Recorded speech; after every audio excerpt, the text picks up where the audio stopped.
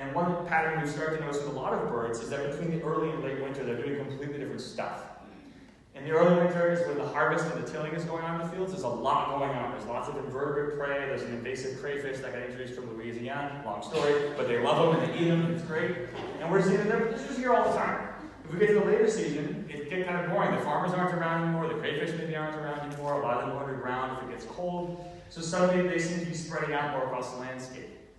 One thing I've been doing recently is integrating these data across time to create probabilistic models where essentially you're trying to ask the algorithm, well, okay, if I had to choose randomly, where would be the place this animal is most likely to be found? So these isopleps here are displaying the probability of finding that organism in space. The redder or darker blue colors show us where this bird is spending most of its time. And we see in both cases, the rice fields are still where they're always hanging out. But when the food starts to run out, they're going someplace else. There's a dump over here, and there's another reserve over here that also has a bunch of trash and some landfills. So presumably, there's actually some commuting going on. What we're seeing is, this is home base, this is where I sleep, this is where I hang out and sit on the couch, and this is where I go and get my food and whatever else I need for the day. And that's kind of a repeated pattern for a lot of these animals.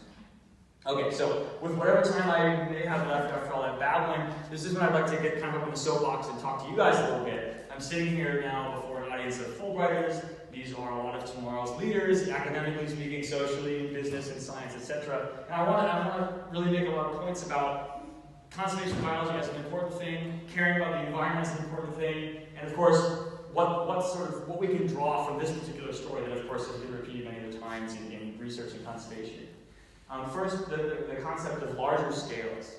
People have always been thinking about, okay, if we just build a fence or build a wall and kind of put all the wildlife in this one place, it'll be fine there. And what we're finding is it's just never true. You can't box these things, you can't separate them. Wildlife don't see borders, wildlife don't understand visas, they're gonna move between countries, they're gonna move outside of our parks. It doesn't work that way. There's constant foreign exchange going on with the animals, right? And what will they other way? So this is a big thing we need to start paying attention to. We probably can't protect a lot of species within our own governments, within our own small communities. We need to get outside, we need to collaborate on a larger basis. Things that we don't see as nature are often nature. Cityscapes have value for some species.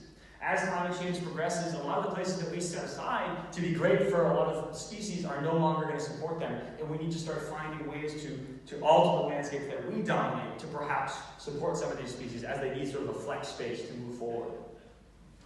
And finally, we've been having a lot of really interesting chats about technology and things like that. Technology, of course, is revolutionizing science, and it's revolutionizing conservation. We have so much more information right now than we ever had before, but we need teams of people to understand it. You can't anymore, the amount of data coming in from a lot of these sources is so immense that one person alone can't often go through them. So larger collaborative groups are, again, really important here.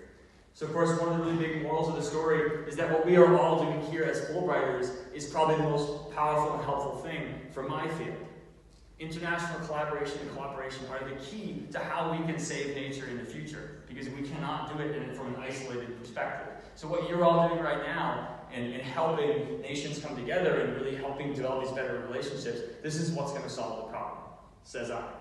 In our parents' lifetime alone, most species, literally most species on the planet have lost about 50% of their abundance of their population. We're losing everything right now, and it's absolutely insane. So we need to be doing something about it. And hopefully this will be one of the keys for us to address that in the future. If I have time left, I'd love to take questions. Otherwise, thank you guys so much for listening.